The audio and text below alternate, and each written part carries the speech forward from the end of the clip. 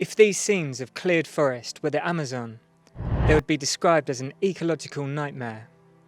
But at home, we call it good old traditional farming. There's not much traditional about it, really. Since the Green Revolution, human labour has been largely replaced by machinery, synthetic fertilisers and pesticides. Large areas of annual monocrops are grown, and deep tillage often leaves the soil bare for months at a time. The repeated compaction and ploughing damages the soil structure, leaving soil aggregates exposed and making it difficult for water to penetrate. Compacted, waterlogged soil leads to anaerobic conditions, making it harder still to grow healthy plants. This results in soil erosion and our soil health and heritage literally being washed down the drain.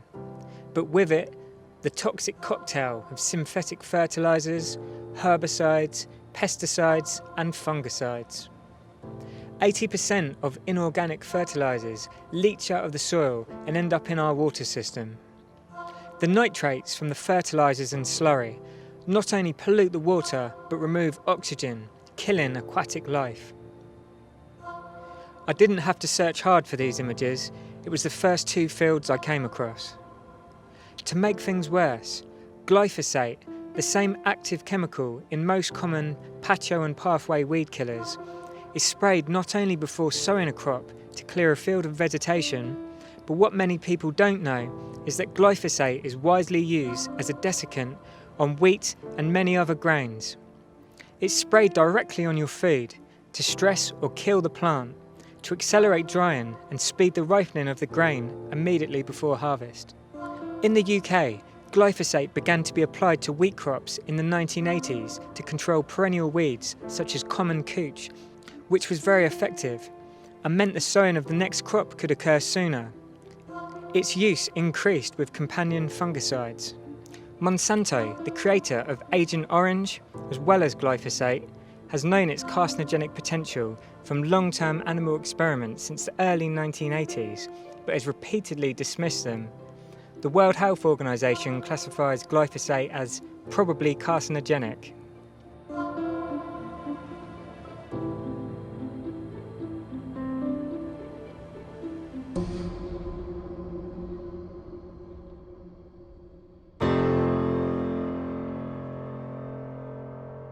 Is this really the type of farmer we want?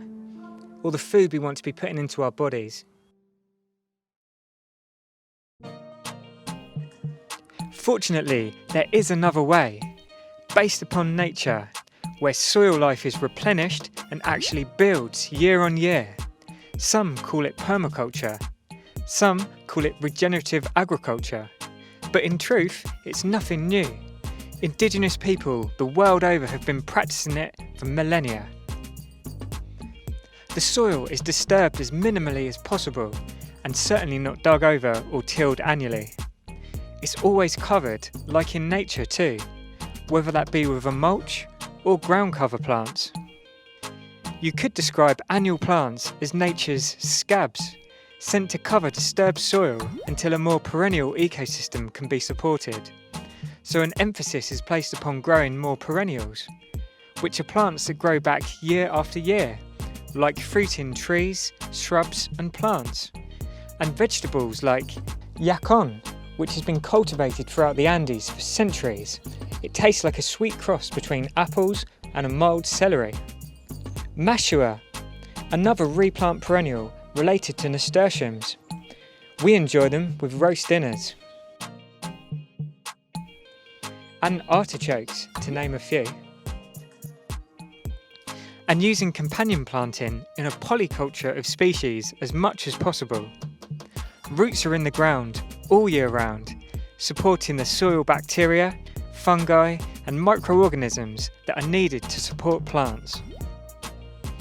I grew up believing plants just get the nutrients they need from the soil via their roots, and that fungi and bacteria were enemies. But science has now shown that without these and the whole web of soil life, plants can't even grow. In a nutshell, it works like this. When a plant germinates and begins to grow, it produces sugar from the photosynthesis process. This gets deposited into the roots. These are called exudates. These promote the growth of certain fungal species that specialise in extracting the nutrients that plant requires for growth. The fungi make enzymes to extract the nutrients from the minerals in your soil, the sand, clay and silt. Bacteria perform important functions in the soil too, including improving soil structure and soil aggregation, recycling of soil nutrients, and water recycling. Earthworms and millipedes are some of the larger types of life found in and on the soil. They break up or shred things like leaves into smaller pieces that other life can better use. Then there are predators, things like predatory nematodes, protozoa and larger arthropods like centipedes. These predators eat the shredders, decomposers and other life found in the soil. Their waste releases nutrients into the surrounding soil in a bioavailable form for your plants. So you might be wondering, how can plants be grown and still look good in the monoculture fields we saw earlier? Most of the chemical fertilisers used are NPK fertilisers, which are rich in nitrogen, phosphorus and potassium.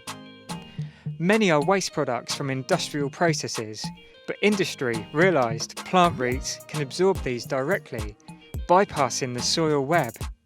There's a few problems with this though.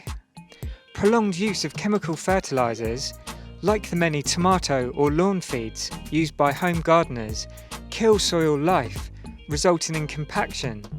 They deplete the soil of its essential nutrients, promoting diseased plants which require a plethora of other treatments to keep them alive. It's like being on a life support machine for the plant. There are 42 essential nutrients, so giving just 3 results in food with less vitamin and mineral content.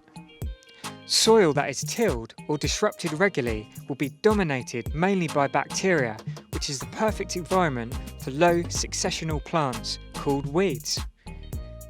As well as making life easier, you can also create a permanent home for native wildlife. The best part is, efforts are now showing it's scalable to large areas and can regenerate even the most degraded landscapes. We're doing our best to develop Freedom Forest in this way. It was previously used for animal grazing and a conventional market garden. If you haven't heard of us before, here's a quick introduction to what we do. Freedom Forest is 3 acres of land in the southeast of England, Zone 9A, where we practice a combination of no-dig, back to Eden and permaculture methods. An acre is native woodland. We have a young food forest, growing beds, 3 polytunnels and a hardy tropical jungle. Our mission here at Freedom Forest is to grow and become as self-sufficient in our own food needs as possible. Our long-term goal is to produce enough surplus vegetables to sell on so that we can use the income to cover the cost of some essential and a few luxury items we can't provide ourselves. I'm Dan. And I'm Laurie. We hope you enjoy following our journey and learning with us here at Freedom Forest.